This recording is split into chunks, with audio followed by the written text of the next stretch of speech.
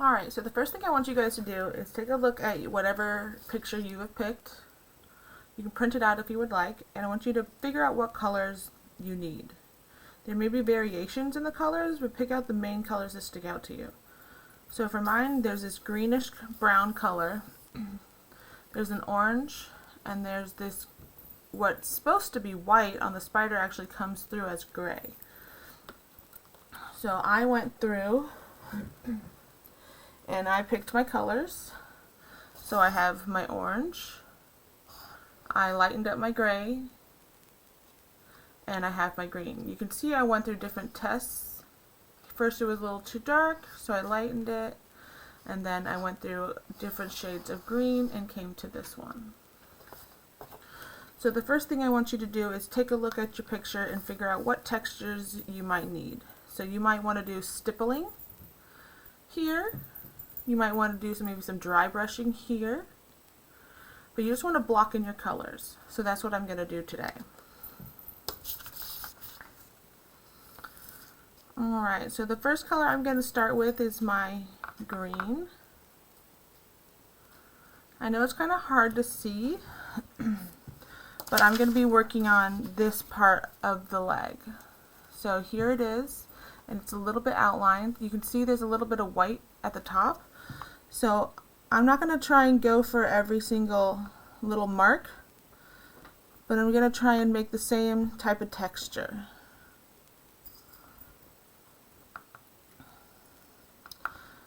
And I'm going to make sure to leave some white spaces for the tips of the fur on the little spider, or the hairs. And I can always come back and add some more.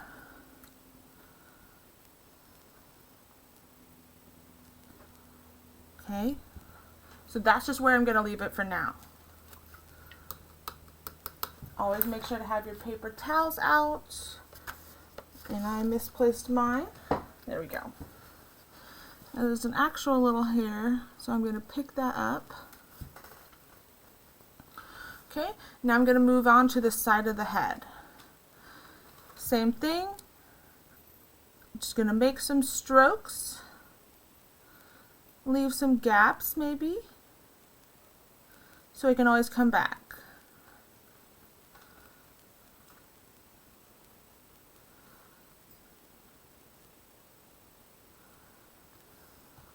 Same thing to continue to this part of the leg.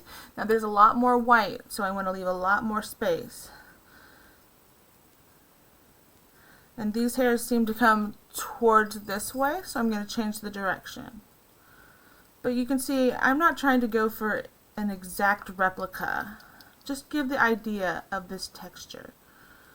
Now there's a lot of white here, and there wasn't as much white here. So I can actually come back and add more color to what I've already added. So that would be wet into wet. So it was already wet, and I'm coming back to add a little bit more color. Now there's a lot more white down here. So I'm just going to add a little bit. Same thing as we move on down to this area.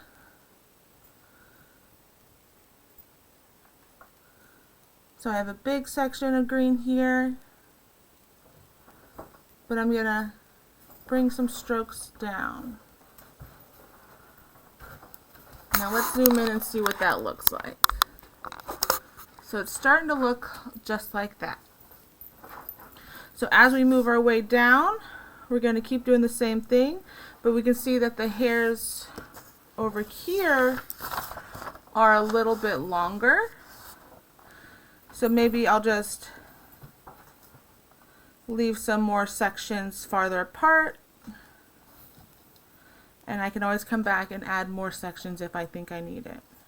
Now these hairs are coming more down this direction, as you can see. But there's a lot more white than over here.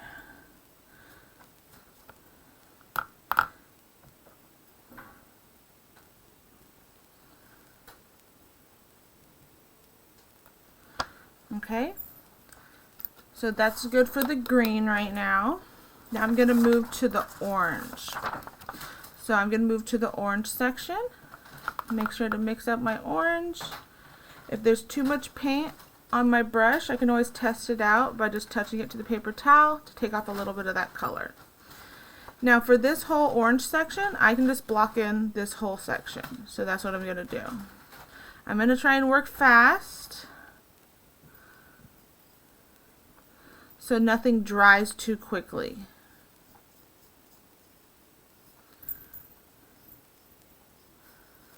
Now since the hairs on this section, I can just add in using a darker color.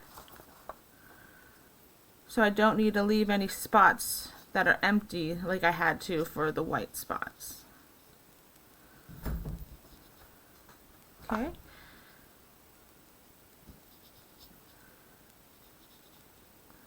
And that's all I need to do for the orange section right now. Now because this section is wet and this section is wet, I don't want to work on this area here, because then this color will start blending in to this one. Remember our wet into wet technique? So if I, for example, had green over here and I had orange over here, if I tried to add my gray in the middle, look what happens, right? It just starts blending together, and that's what I don't want.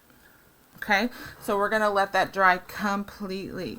Now if you would like to, you can just set it out in the sun and let it dry,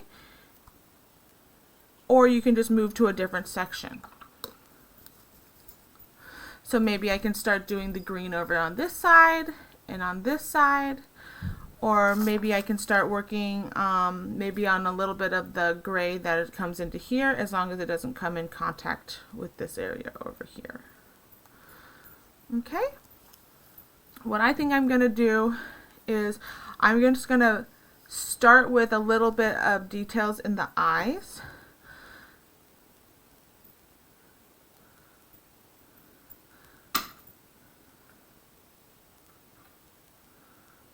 So I'm going to go over this whole section with a light gray.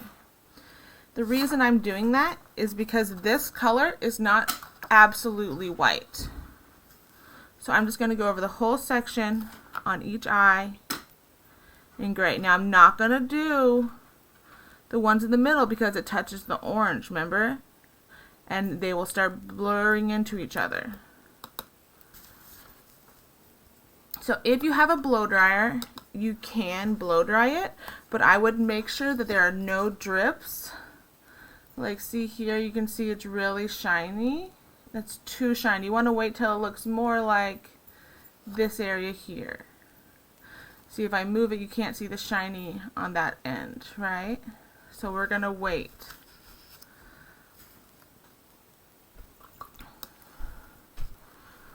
Okay, so I'm going to speed this up a little bit, and we're going to just move on to the next arm while this gets a little more matte dry.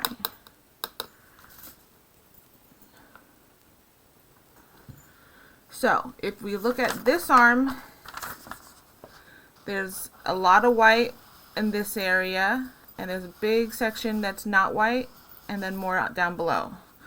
So I don't need to be exact, right? So what I can do is just come in here, and I know there's a big section here, and I know there's a lot less white in this area here. But I still want to give it the illusion of hair. Now, in this section here, there's a lot more of the white hairs. So I'm just going to come in very delicately and maybe just add a little bit. The hairs are kind of curling down here, so I just want to make sure to give that illusion that it's coming down. Let's move this a little bit. Okay. Now you can't take off paint, but you can add it. So less is more on this first layer.